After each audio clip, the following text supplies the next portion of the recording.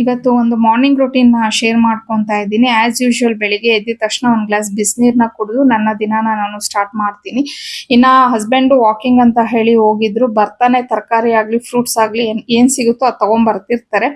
ಹಾಗೆ ಇವತ್ತು ಫ್ರೂಟ್ಸ್ ಎಲ್ಲ ತಗೊಂಡ್ ಬಂದಿದ್ರು. ಸರಿ ಅದನ್ನೆಲ್ಲ ಆರ್ಗನೈಸ್ ಮಾಡ್ಬಿಟ್ಟು ಆಮೇಲೆ ಟಿಫನ್ ಮಾಡೋಣ ಅಂತ ಹೇಳಿ ಅನ್ಕೊಂಡೆ.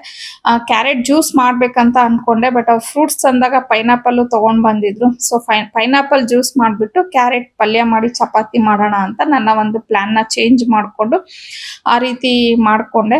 ಹಾಗೆ ಇನ್ನ ನನ್ಗೆ ಸ್ವಲ್ಪ ಫ್ರೀ ಟೈಮ್ ಏನಾದ್ರೂ ಸಿಕ್ತಾಗ ನಾನು ಸಹ ಕುತ್ಕೊಂಡು ನನ್ನ ಫೋನ್ ನ ಸ್ಕ್ರೋಲ್ ಮಾಡ್ತಾ ಇರ್ತೀನಿ. ಹಿಂಗೆ ಸ್ಕ್ರೋಲ್ ಮಾಡುವಾಗ ಒಂದ್ ವಿಡಿಯೋ ಕಾಣಿಸ್ತು. ನ್ಯೂಸ್ ಚಾನೆಲ್ಗಳಲ್ಲಿ ಇವಾಗ ಗಂಡ ಹೆಂಡತಿನ ಸಂಧಾನ ಮಾಡೋದು ಈ ತರ ಒಂದು ಪ್ರೋಗ್ರಾಮ್ಸ್ ಎಲ್ಲ ಮಾಡ್ತಿದ್ದಾರೆ. ಸೊ ಅದನ್ನ ನೋಡ್ತಿದ್ದೆ ಹಾಗೇನೆ.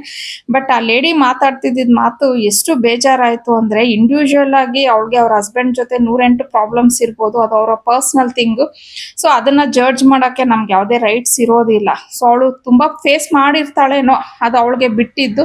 ಅವ್ರು ಯಾವ್ದಾದ್ರು ಡಿಸಿಷನ್ಸ್ ತಗೊಳ್ಳಿ, ಆದ್ರೆ ಒಂದು ತಾಯಿಯಾಗಿ ಆ ಹೆಣ್ಣು ಏನ್ ತಗೊಂಡಿದ್ದಾಳೆ ಡಿಸಿಷನ್ ನಿಜವಾಗ್ಲೂ ತಪ್ಪಂತ ಹೇಳಿ ಅನ್ನಿಸ್ತು. ನಾವ್ ಇಷ್ಟಪಟ್ಟು ಒಂದು ಮಗುನ ಪ್ರಪಂಚಕ್ಕೆ ನಾವು ತರ್ತೀವಿ. ಸೊ ಆ ಮಕ್ಕಳ ಬಗ್ಗೆ ಆದ್ರೂ ಯೋಚನೆ ಮಾಡ್ಬೇಕಿತ್ತು. ಒಂದು ಹೆಂಡತಿಯಾಗಿ ನೀನ್ ಏನಾದ್ರೂ ಮಾಡ್ಕೋಬಹುದು, ಆದ್ರೆ ಒಂದು ತಾಯಿಯಾಗಿ ನೀನ್ ಏನಾದ್ರೂ ಮಾಡ್ಬೇಕು ಅಂದಾಗ 108 ಸತಿ ಯೋಚನೆ ಮಾಡ್ಬೇಕಾಗತ್ತೆ.